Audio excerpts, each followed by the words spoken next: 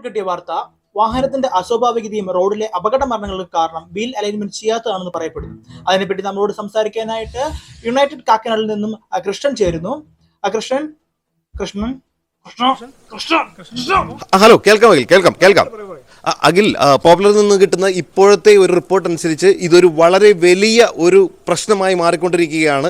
ഈ ഒരു wheel alignment ചെയ്യാത്തത് കൊണ്ട് പല വണ്ടികൾക്കും ഇന്ന് കേരളത്തിൽ വളരെയധികം ബുദ്ധിമുട്ടുകളാണ് അനുഭവപ്പെട്ടുകൊണ്ടിരിക്കുന്നത്. പ്രത്യേകിച്ചും ഈ ഒരു വീൽ അലൈൻമെന്റ് ചെയ്യാതിരിക്കുന്നിടത്തോളം ഈ ഒരു വെട്ടിത്തേയൽ അല്ലെങ്കിൽ ഇങ്ങനെ മുഴുവനായും തേയുന്നത് വളരെ പെട്ടെന്നാകുന്ന ഒരു സന്ദർഭമാണ് ഇപ്പോൾ കണ്ടുകൊണ്ടിരിക്കുന്നത്. അതുപോലെ തന്നെ സ്റ്റിയറിങ്ങിൽ നമുക്കൊരു വിറവൽ അനുഭവപ്പെടുന്നതായും തോന്നുന്നുണ്ട്. മാത്രമല്ല, വണ്ടി ഒരു സൈഡിലേക്ക് വണ്ടി ഏതെങ്കിലും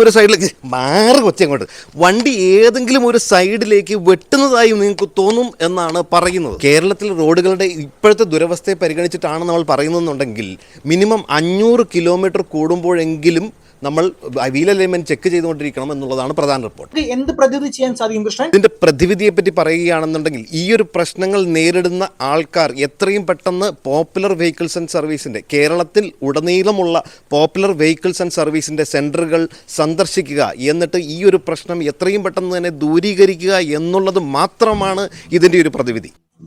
ക്യാമറാമാൻ ബൽരാമനോടൊപ്പം കൃഷ്ണൻ. നമ്മുടെ സുരക്ഷയാണ് നമുക്ക് ഏറ്റവും വലുത്. ഇതോടെ വാർത്ത അവസാനിക്കുന്നു. നന്ദി, നമസ്കാരം. Very simple.